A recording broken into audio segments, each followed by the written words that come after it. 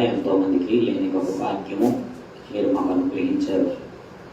ఈ విధంగా తండ్రి కొద్దిమందిగా కూడి మీ నామాన్ని ధ్యానించడానికి, మీ నామాన్ని తండ్రి ఘనపరచుటకు, మిమ్మల్ని ఆరాధించుటకు ఇగో తండ్రి ఇహపరమైన ఇగో తండ్రి పరసంబంధమైన ప్రతి ఈవిని పొందుకున్నటకు తండ్రి మీరు మాకు ఒక భాగ్యం అనుగ్రహించారు.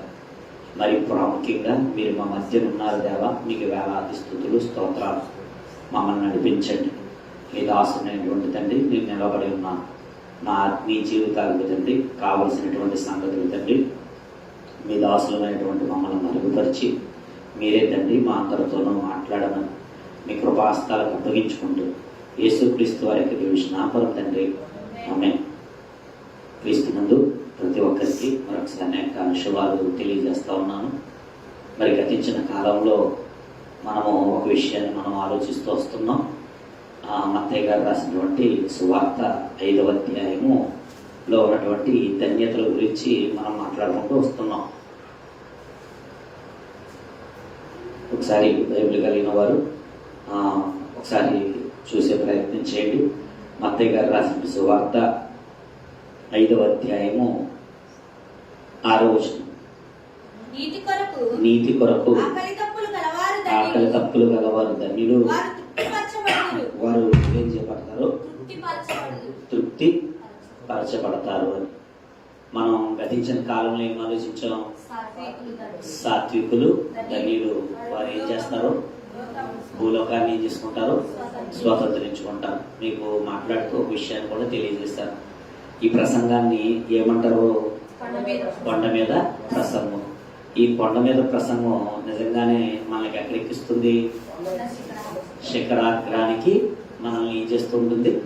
నడిపిస్తున్నటువంటి విలువైనటువంటి మాటలు మనం మొన్నటి వారం ఒక మాటను మనం ఆలోచించాం. ఇక్కడ మాట్లాడుతూ మరొక విలువైనటువంటి ఆనిముత్యం లాంటి, అంటే ఇంకా చెప్పాలంటే అన్నిటికన్నా విలువైనటువంటి వాక్య భాగాన్ని ఈరోజు మనం ఆలోచించబోతున్నాం.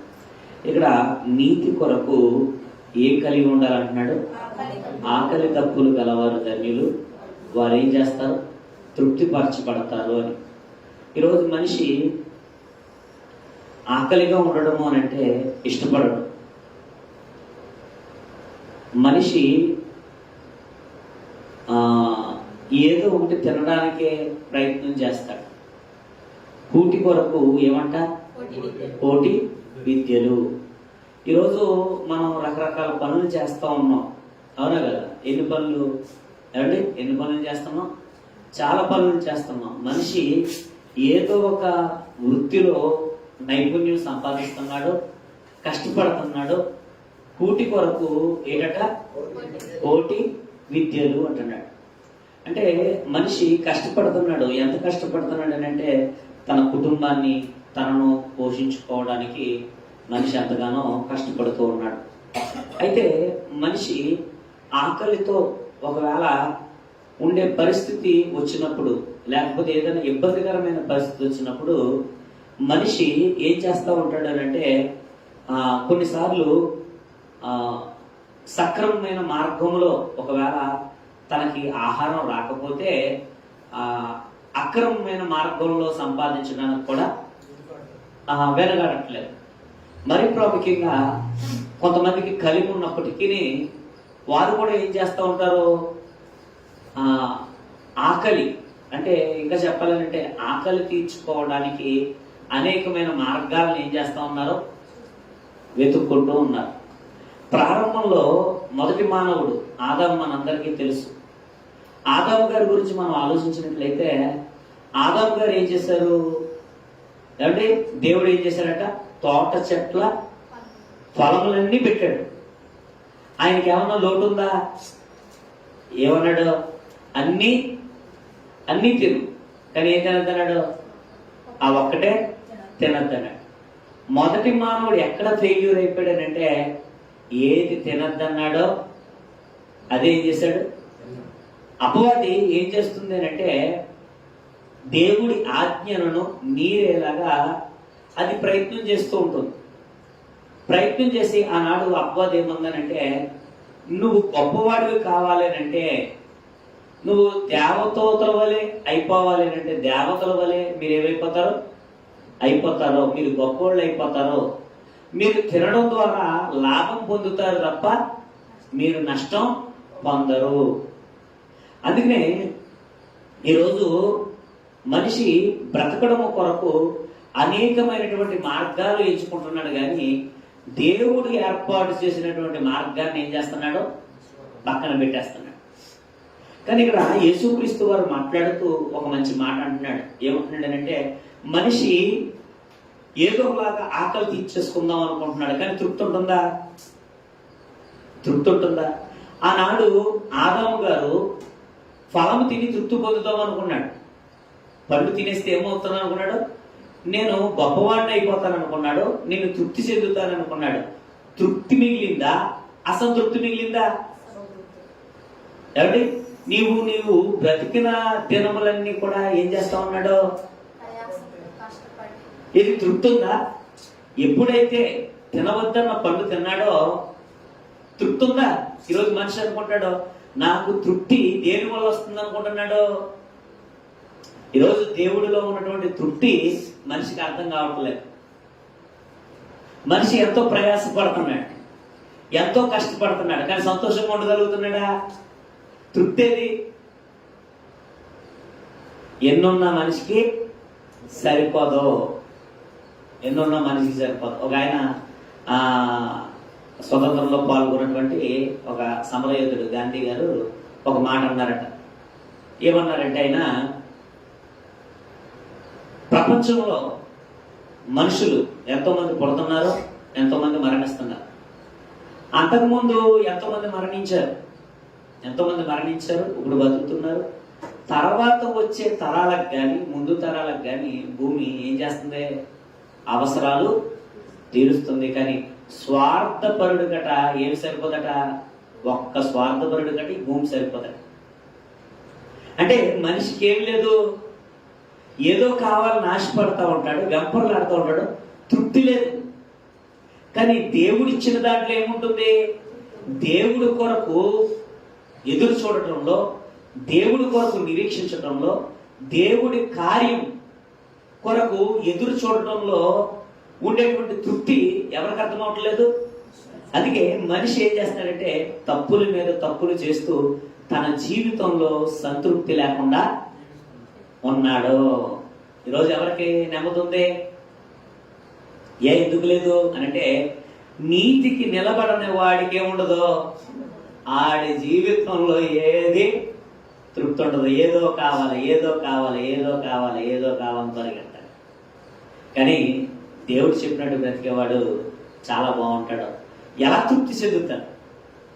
బైబిల్లో మనకి ఏ యేసుక్రీస్తు వారైతే అటువంటి మాటలు చెప్పాడో ఆ యేసుక్రీస్తు వారి జీవితంలో నుండే ఒక చక్కటి విషయాన్ని మనం ఆలోచించే ప్రయత్నం చేద్దాం.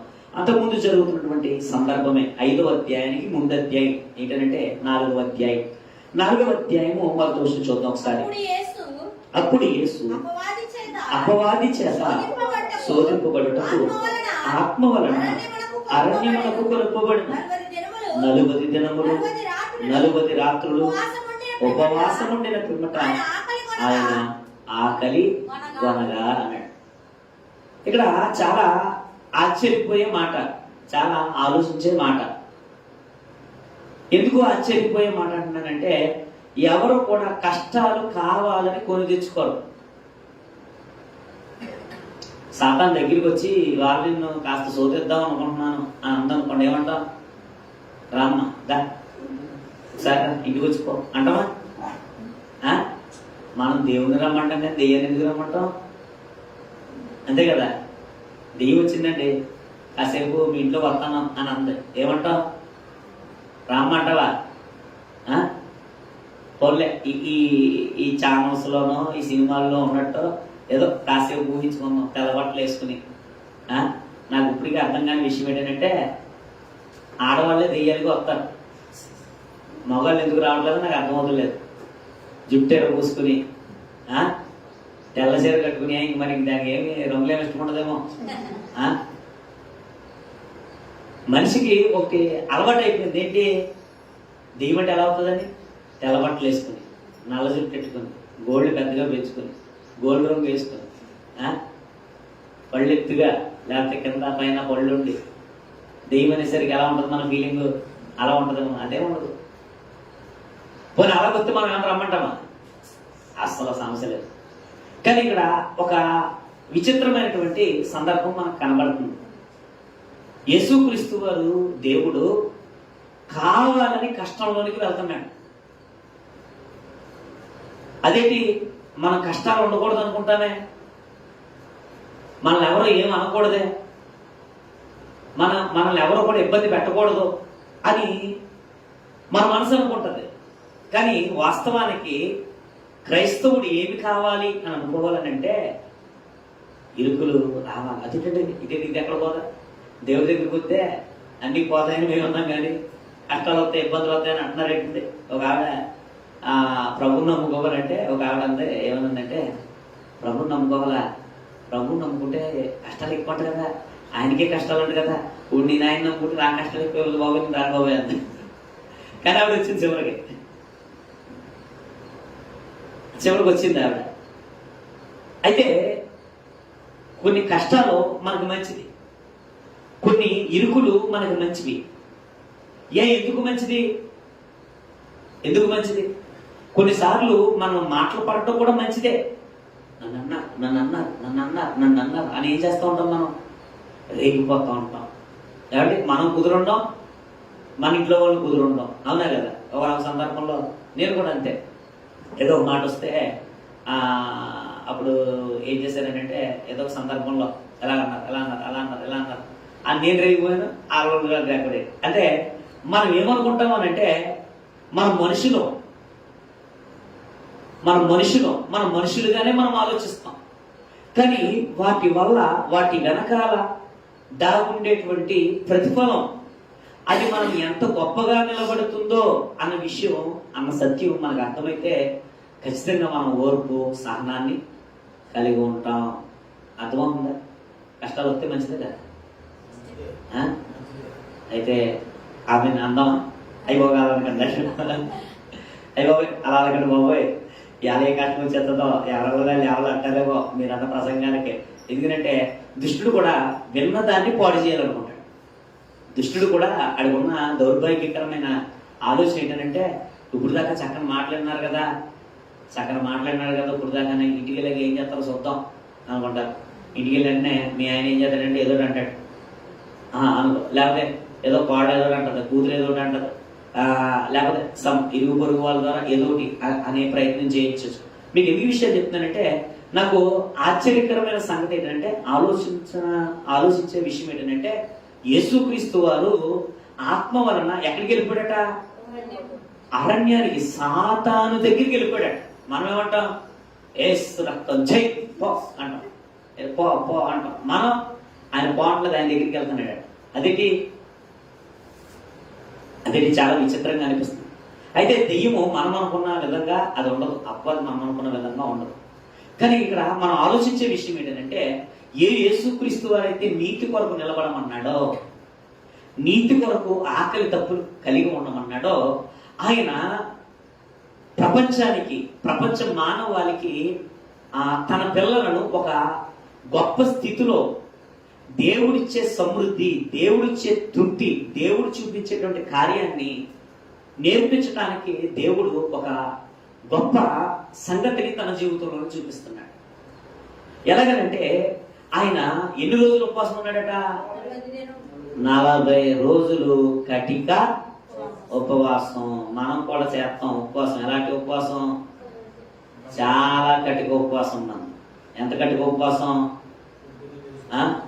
పాలు తాగేసేసేసి, ఫ్రూట్స్ తినేసేసి, ఇలా రైస్ తినలేదని అది మనకు ఉపవాసం. కక్క మొక్క తిన్నంత మాత్రాన అది ఉపవాసం మనం అనుకుంటాం. పాలు తాగేసి, ఇంకా బలమైన తాగేసి తినేసి మనం ఏమనుకుంటాం?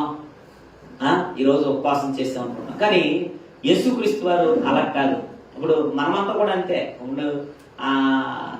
నాకు కొంచెం గ్యాస్ట్రిక్ సమస్య ఉంది, అప్పుడప్పుడు వస్తుంటుంది. మనం ఏమో గ్యాస్ట్రిక్ వచ్చేద్దాం, ముందే ఏం చేస్తుంటాం? ముందే మేతాడేసుకుని, మనకు భయం, అవునా కదా? కొన్ని సందర్భాల్లో సరే మీకు ఒక విషయం చెప్పడానికి ఈ విషయాలన్నీ మాట్లాడుతున్నాను. ఈరోజు మనిషి తిండికి ఎక్కువ ప్రాధాన్యత ఇస్తాడు. కొన్ని సందర్భాలు ఏంటంటే తినడానికి తను ఆలోచిస్తాడు తప్ప ముందు వెనక కూడా ఆలోచించకుండా తన జీవితంలో ముందుకెళ్ళిపోయే సందర్భాలు కనబడుతున్నాయి. కానీ ఇక్కడ యేసుక్రీస్తు వారు ప్రపంచ మానవాళ్ళని రక్షించడానికి ఆయన భూమి మీదకి వచ్చి ఆయన 40 రోజులు రాత్రి పగళ్ళు కనీసం మంచినీళ్ళు కూడా ముట్టుకోకుండా, ఏవి కూడా ముట్టుకోకుండా ఆయన ఏం చేస్తున్నాడు? అయితే ఆయనకి ఎంత ఆకలి వేసింది అని అంటే, ఆయనకి ఎంత ఆకలి వేసింది అని అంటే, 40 రోజులు ఆకలి లేకుండా ఉంటుందా? మధ్యాహ్నమే మనకి ఏం కొడుతుంది? గంట కొడుతుంది, అవునా కదా? సాయంత్రం ఏం చేస్తుంది? అరుస్తూ ఉంటాయి, నడుస్తూ ఉంటాయి, అవునా కదా? ఎప్పుడన్నా మీరు చేయలేనప్పుడు అరుస్తూ ఉంటాయి, లోపల పేగులు అరుస్తూ ఉంటాయి. తర్వాత రోజు కూడా తినలేదు, నీరసం వస్తుంది. ఏమండి, మరలా తర్వాత రోజు కూడా తినలేదు, ఏమొస్తుంది? నీరసం వస్తుంది. మనిషి ఎలా అయిపోతాడు చెప్పండి? 40 రోజులు కాదు, మనం ఒక వారం రోజులు తినకపోతే మనిషి ఎలాగైపోతాం? యేసుక్రీస్తు వారు 40 రోజులు శరీరం, అతని యొక్క బొగ్గలు ఏమైపోయి ఉంటాయి? లోపలికి వెళ్ళిపోయి ఉంటాయి. కళ్ళు ఏమైపోయి ఉంటాయి? లోపలికి పోయి ఉంటాయి. రాత్రి పగలు ఏమంటే తిండి లేకపోతే నిద్ర పడుతుందా? మనిషికి ఎప్పుడు నిద్ర వస్తుందో చెప్పండి? చచ్చికొచ్చి పడుకుంటారు కొంతమంది. పడుకుంటున్నారంటే అర్థం ఏంటి? ముందే తినే వచ్చేదారని, అలాగే ముందు తినే వచ్చేది ఏమవుతుంది? నిద్ర వస్తుంది. అంటే నిద్రకి తిండికి సంబంధం ఉందా? ఉంది. మనం గాని భోజనం చెయ్యకపోతే మనల్ని మన శరీరం పడుకోనివ్వదు. ఆ నీరసంతో, ఆ ఇరుకులో, ఆ ఇబ్బందుల్లో శరీరం నలిగిపోతా ఉంటుంది. యేసుక్రీస్తు వారి యొక్క శరీరం 40 రోజులు నా అంచనా ప్రకారం తగ్గిపోతుంది. 40 రోజులు ఆయన శరీరం ఎవరి కోసం అనంటే మన కోసమే. మనల్ని ఎంతగా ప్రేమించాడు అనంటే నిజంగా యేసుక్రీస్తు వారు ది ట్రూ లవ్. ఆయనదేంటి? స్వచ్ఛమైన ప్రేమ. ఏమంటే ఈరోజు మనుషులకి స్వచ్ఛమైన ప్రేమ ఉందా? భర్తకి తను తినకుండా భర్తకి పెట్టేంత ప్రేమ ఉందా? ఒక పూట అనుకో. కొంతమంది ఉంటారు, ఏదన్నా ఆ రోజు స్పెషల్ ఉందనుకోండి, కట్టుకున్న భార్య కొంచెం తినేస్తాడు, దాకంతా ఊసేస్తాడు. కనీసం ఆ నచ్చినట్టు ఊసేస్తూ ఉంటాడు. ఇటు కొంతమంది భార్యలు ఏం చేస్తూ ఉంటారో ఊడిసేస్తూ ఉంటారు. కానీ తల్లి ఒకటే ఆలోచిస్తుంది, ఎవరికి? తను ఉన్నా లేకపోయినా, అంటే మ్యాక్సిమం, అంటే అందరూ అలా ఉంటారని కాదు కానీ చెప్తున్నాను. తల్లి కడుపు చూస్తుంది, బిడ్డలకి పెట్టాలని అనుకుంటాం. 40 రోజులు ఎవరి కోసం చేస్తాడంటే సర్వ మానవాళి కోసం. ఆయన శరీరం ఏమైపోయింది? కృషించుకుపోయింది ఆయన శరీరం. 40 రోజులు దవడలు అంటుకుపోయి ఉంటాయి నాకు తెలిసి. ఓపిక లేదు.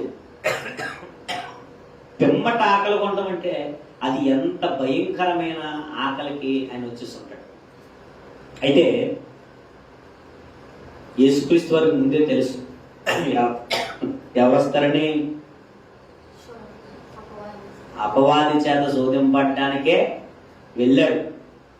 ఏ మానవుడైతే మొదటి మానవుడు తిండిలో పడిపోయాడో అదే తిండి కోసం ఈరోజు కూటి కొరకు కోటి విద్యలు కాదు కానీ కూటి కొరకు కోటి తప్పులు చేస్తున్నారు. కూటి కొరకు ఏం చేస్తున్నారు? కోటి తప్పులు. కోటి పనులు కాదు, కోటి తప్పులు చేయడానికైనా తరతరాలకు తిన్న తరగని ఆస్తులు సంపాదించుకోవడానికి ప్రయాసపడతాను. కానీ ఆడి జీవితంలో ఏం లేదు, తృప్తి లేదు. ప్రసంగి గారు అంటాడు కదా, చూచుట చేత కన్ను ఏం చేయట్లేదు, తృప్తి లేదు. కొంతమంది ఉంటారండి, అక్కడ కొంటారు, అక్కడ తిప్పుతుండదు, ఇంకో చోట కొంటారు, తిప్పుతుండదు, ఇంకో చోట. ఆ మొత్తం భూమి అంతా కొనేస్తారు అవసరమైతే, కానీ తృప్తి ఉండదు. కొంతమంది ఉంటారు, బంగారం కొనేస్తూ ఉంటారు, అక్కడ కొనేస్తారు, ఇక్కడ కొనేస్తారు, అన్ని కొనేస్తారు, పోగేస్తారు. పోగేసేవాడిని ఎప్పుడైనా గమనించండి, తృప్తి ఉంటుందా? బతకడం కోసం కష్టపడాలి కానీ కొంతమంది ఏం చేస్తారో కష్టపడడం కోసమే బ్రతుకుతారు, వెనకాల తినరు. మీకు అర్థం ఉందా? వెనకాల వచ్చిన వాళ్ళు తినాలంతే, అవునా కదా? వెనకాల వచ్చిన వాళ్ళు తినాలంతే. అయితే మీకు ఎందుకు విషయాలు చెప్తున్నానంటే నీతి కొరకు కొన్నిసార్లు దేవుడు మనల్ని ఏం చేస్తూ ఉంటాడనంటే, మనకి నీతి కావాలా, నీకు నీతి మార్గంలో కాకుండా వచ్చేటువంటి ఆహారం కావచ్చు, నీతి మార్గంలో వచ్చేటువంటి సుఖం కావచ్చు, నీతి మార్గంలో కాకుండా అక్రమమైన మార్గంలో వచ్చేటువంటి సుఖం కావచ్చు, అక్రమమైన మార్గంలో వచ్చేటువంటి భోగం కావచ్చు. ఎంతకాలం మనం నీతికి నిలబడాలి? ఎలా నా జీవితకాలం అంతా నేను ఎలా ఉండాలా? కాబట్టి ఈ క్షణం నేను నీతి తప్పితే దేవుడు నన్ను ఏం చేస్తాడనుకుంటున్నాడు మనిషి? నన్ను క్షమిస్తాడు. దేవుడు ప్రేమమయుడు, దేవుడు కరుణమయుడు, జాలి కలిగిన వాడు.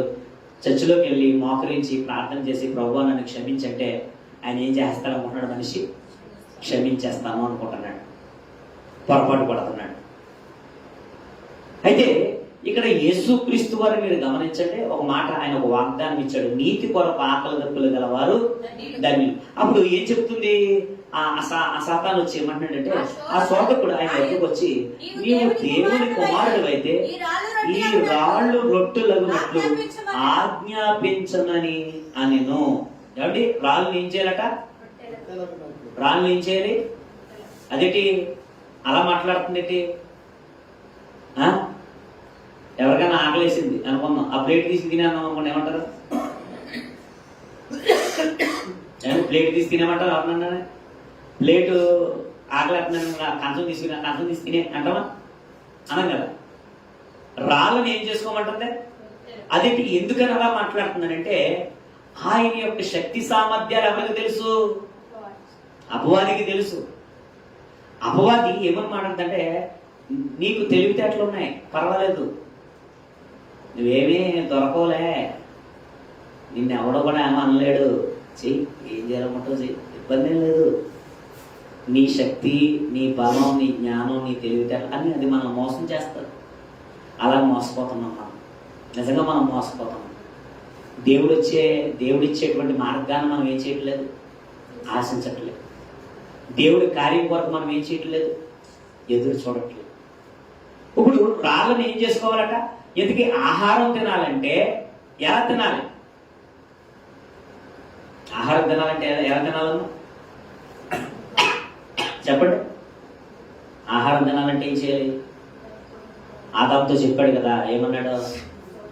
నువ్వు ప్రయాసపడి, నువ్వు కష్టపడి, నువ్వు చెమటోడ్చి నీ బ్రతుకు దినములన్నీ ఏం చేస్తావు? ప్రతి మనిషికి దేవుడు ఒక క్రమం పెట్టాడు. ఏ క్రమం పెట్టాడు? కష్టపడి పని చేయాలన్నాడా? కన్నం వేసి తినమన్నాడా? కష్టపడి తినమన్నాడా? కన్నం వేసి తినమన్నాడా? పండించుకుని తినమన్నాడా? దోచుకుని తినమన్నాడా? ఇది క్రమాన్ని ఏం చేస్తుంది? అక్రమమైన మార్గాన్ని పెడుతుంది. ఎందుకు అక్రమమైన మార్గాన్ని పెడుతుంది? యేసుక్రీస్తు వారి యొక్క కెపాసిటీ ఎవరికి తెలుసు? దానికి ముందు 3వ అధ్యాయంలోనే ఒక మంచి మాట మనకు కనబడుతుంది. చూడండి, 3వ అధ్యాయము 8వ వచనంలో బాప్తిస్మిచ్చి యోహాను గారు మాట్లాడుతున్నారు. అబ్రహాము మాకు తండ్రి అని మీలో మీరు చెప్పుకొని తనవచ్చవద్దు. దేవుడు ఈ రాళ్ళ వలన అబ్రహామునకు పిల్లలను పుట్టింపగలడని మీతో చెప్తున్నాను. దేవుడి కెపాసిటీ ఏంటట? నీ కెపాసిటీ ఏంటో నాకు తెలుసు. నీకు ముందు వచ్చాడు కదా బాప్తిస్మిచ్చి యోహాను, ఏమన్నాడో నేను విన్నాను. అవన్నీ అంటాడు. ఎవరో అందరూ కాపీ కొడతాడు దొంగ. ఇలా మాట్లాడుతుంటే కూడా నచ్చదు. అమ్మా మీకు అర్థమవుతుంది దేవుడి కెపాసిటీ ఏంటట?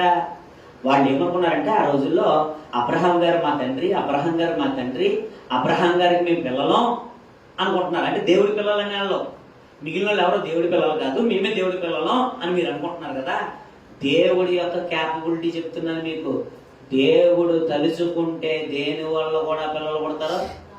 రాళ్ళ వలన కూడా పిల్లలను పుట్టించగలిగిన సమర్థుడు. అంటే మనకి ఇంకా బాగా అర్థం కావడానికి గొడ్రాలు అంటారు.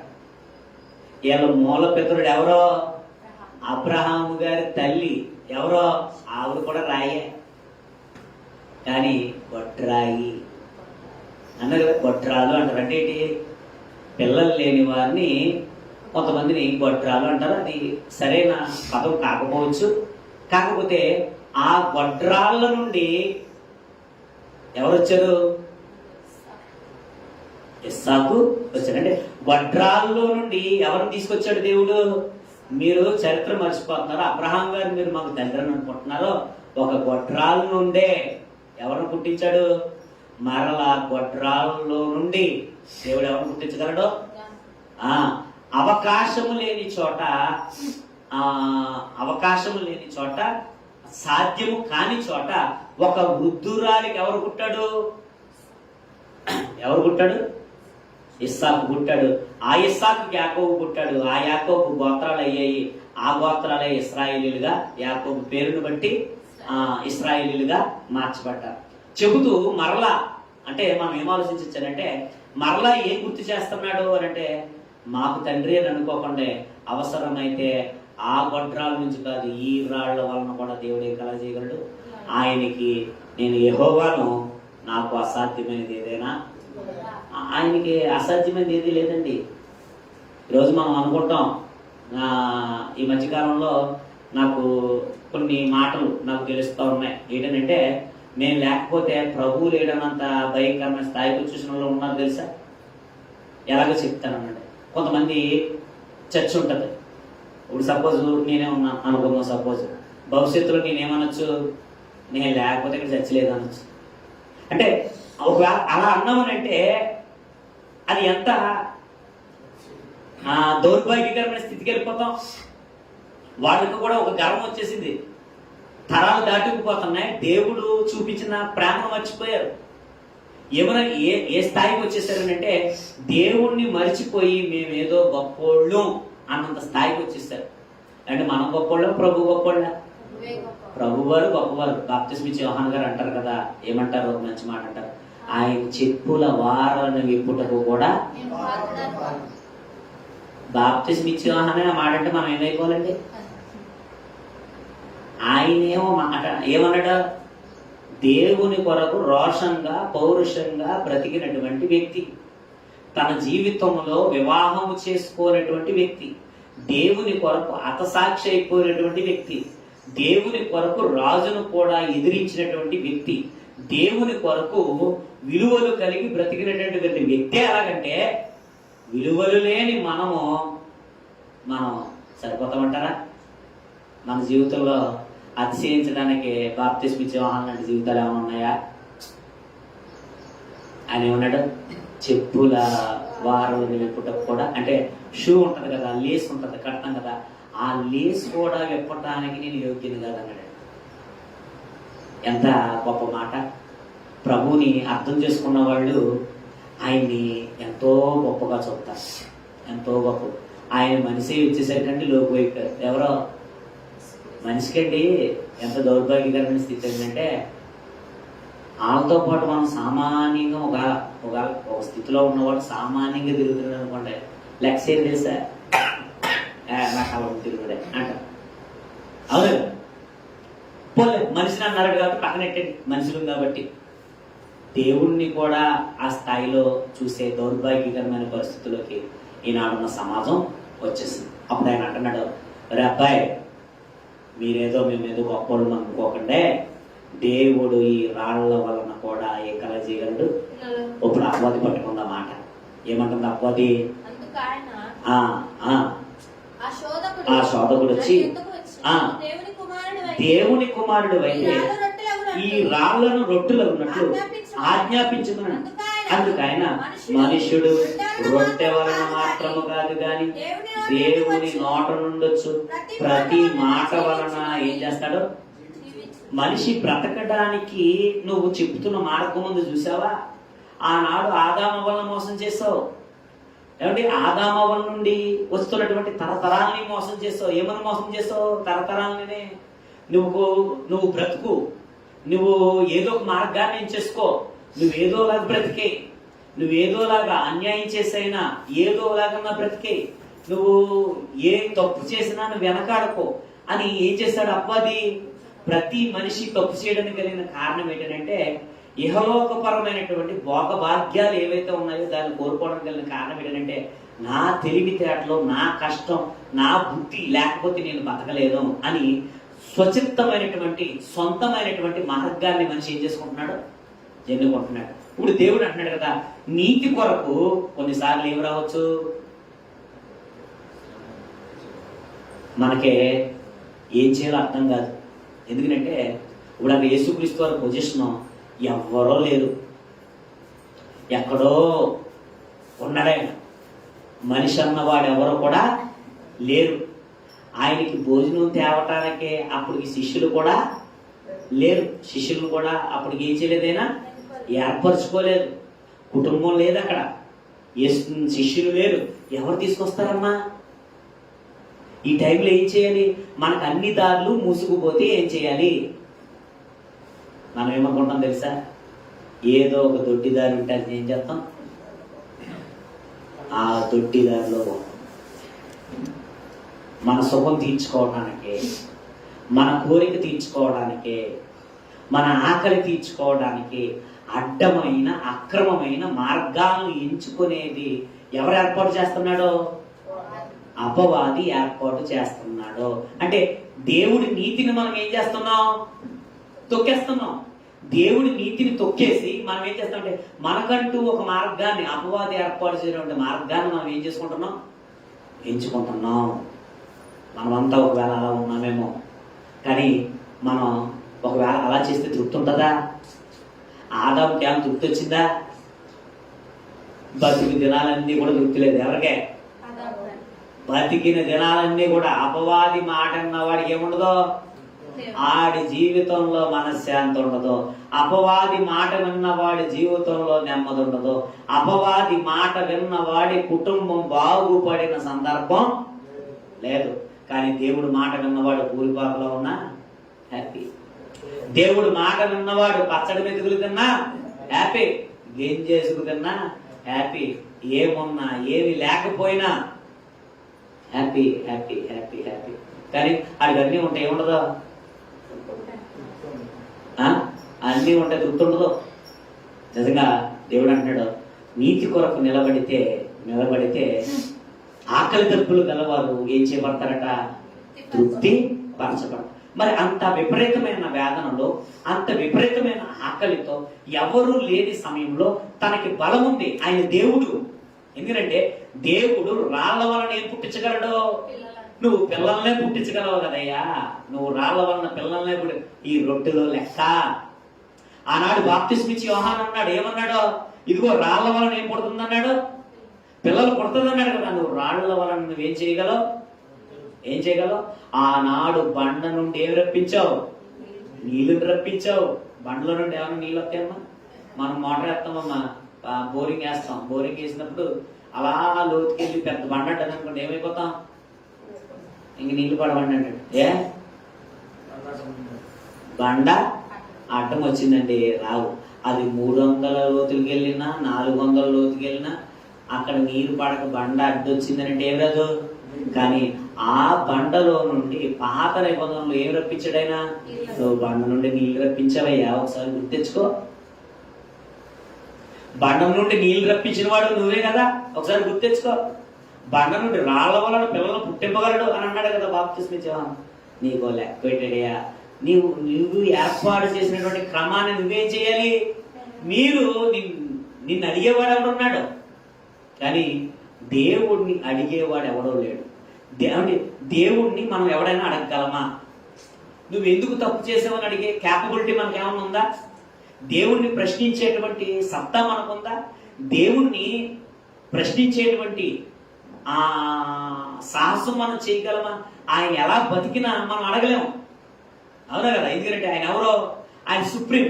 కానీ ఆయనకి పైన ఎవడో లేకపోయినా కానీ ఆయన ఒక నియమం పెట్టుకున్నాడండి. ఏం చేస్తాడు? ఆ నియమాన్ని ఆయన దాటడం. కష్టపడి సంపాదించి తినాలన్నది మార్గం, కన్నం వేసి తినాలన్నది మార్గం కాదు. పండించుకు తినాలన్నది మార్గం, అంతే కదా?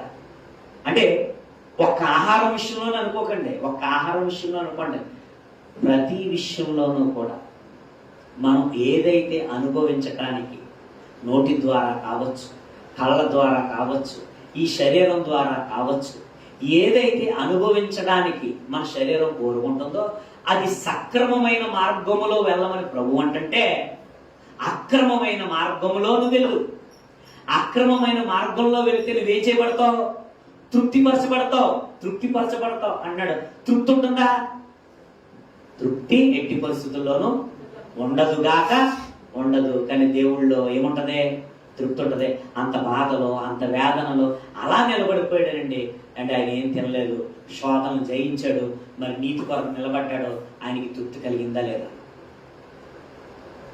ముగించేసుకుందాం. నీతి కొరకు నిలబడ్డాడు, ఆయన తృప్తి కలిగిందా లేదా? ఎలా కలిగింది? ఎలా కలిగింది? అక్కడే ఉంటది, భలే ఉంటదండి ఆ మాట, అక్కడే ఉంటది. ఒకసారి మనం చూద్దాం. అదే అధ్యాయము ఏమని మాట్లాడుతున్నాడు? అదే అధ్యాయము 12వ 10 నుంచి చూడండి. యేసు వానితో, సాతానా పొమ్ము, ప్రభువైన నీ దేవునికి మొక్కి ఆయనకు మాత్రమే సేవింపబడును వ్రాయబడిందను. అంతటా అపవాది ఆయనను విడిచిపోగా ఇదిగో దేవదూతలు వచ్చి ఆయనకి ఏం చేశారు?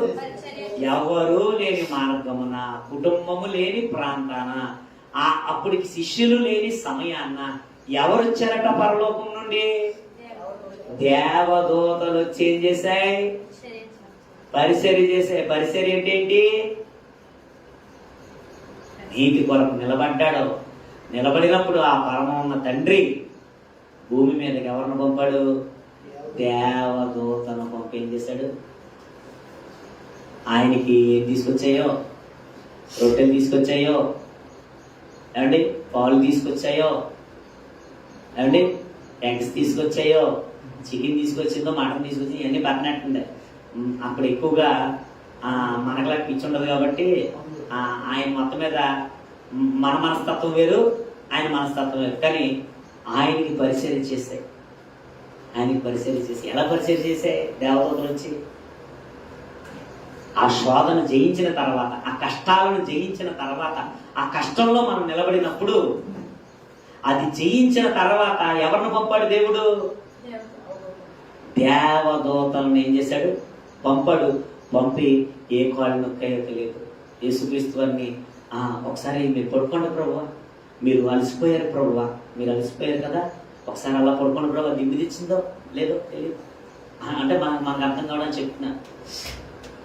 దిండి తీసుకొచ్చాయో, మంచినీళ్ళు తీసుకొచ్చాయో, ఈ మంచినీళ్ళు తాగండి ఒక దేవదూత, ఇంకో నేను ఇది కూడా తీసుకొచ్చాను, ఈ బ్రెడ్ తీసుకొచ్చాను ప్రభావ, ఈ బ్రెడ్ తిను, ఇదిగో మీరు కాసేపు అలా రిలీఫ్ అవ్వండి, రెస్ట్ అవ్వండి, రెస్ట్ తీసుకోండి, ఒక 10 నిమిషాలు ఆగండి, 40 రోజులు మీ విరామ కృషి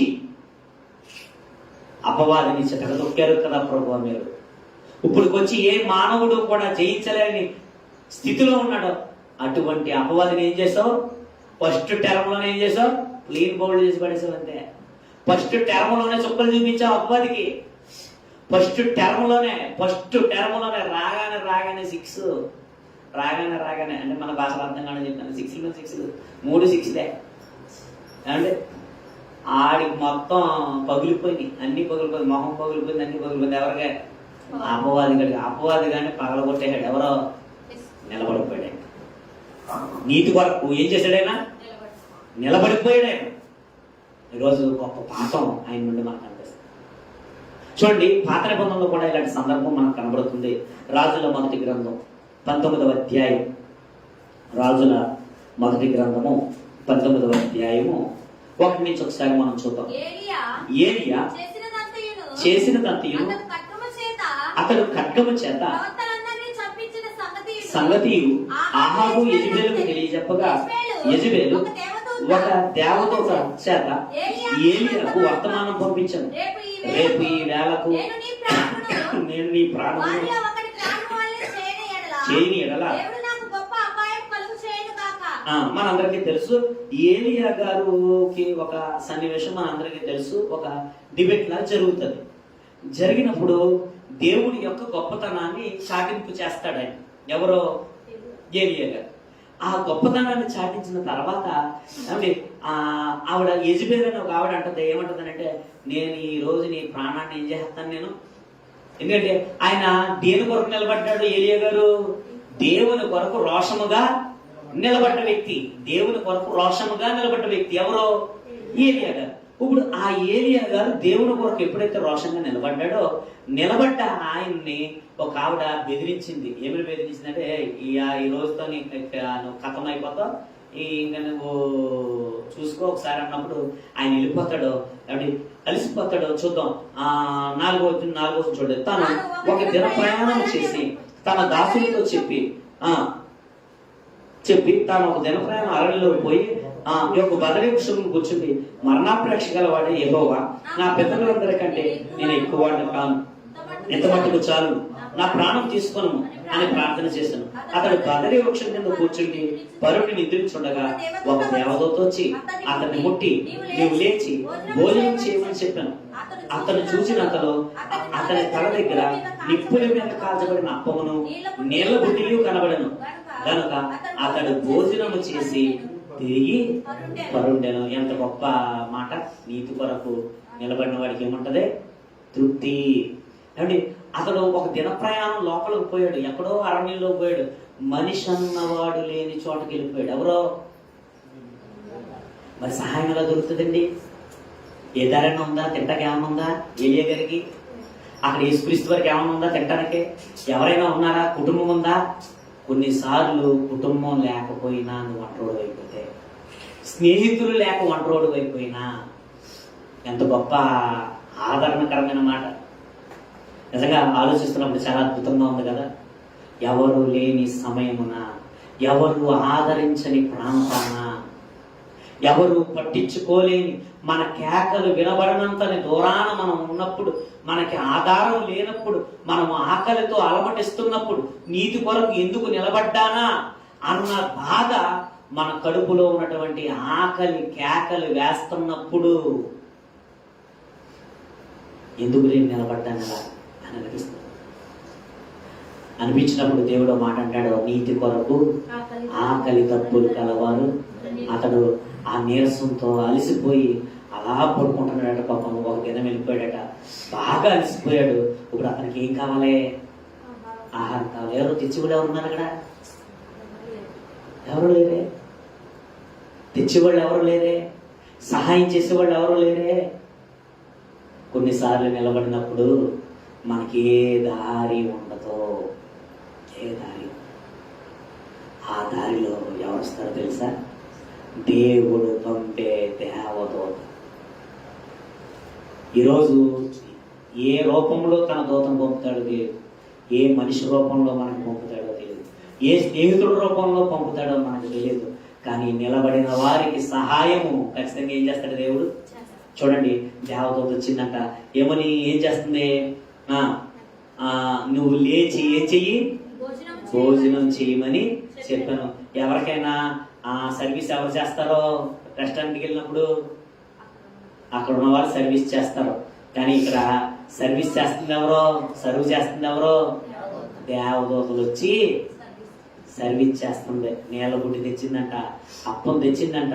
తెస్తే మనిషికి ఎంత తృప్తి అంటే, ఎంత బలం వచ్చిందంటే ఆయనకి ఎంత బలం వచ్చిందో చూడండి. అయితే యెహోవా దూత రెండవ మారు వచ్చి అతన్ని ముట్టి, నీ శక్తికి మించిన ప్రయాణం నీకు సిద్ధమై ఉన్నది, నీవు లేచి భోజనం చేయమని చెప్పినప్పుడు అతడు లేచి భోజనం చేసి ఆ భోజన బలం చేత 4 రాత్రి పగలు ప్రయాణం చేసి దేవుని పర్వతం అని పేరు పెట్టబడిన హోరేబుకు వచ్చి అతడు ఉన్న గుహలో నీకు బస చేసాను. తర్వాత ఎన్ని దినాలు ప్రయాణం చేశాడనంటే 40 దినాలు ఏం చేశాడు? ప్రయాణం చేశాడు. ఎన్ని దినాలు ప్రయాణం చేశాడు? 40 దినాలు ప్రయాణం చేశాడు. అంటే మీరు ఆలోచించండి, అతనికి దేవుడిచ్చిన బలం అంటే మధ్యలో తెల్లేలా అడగడు అన్నాడు, కానీ ఎంత బలం వచ్చేసింది?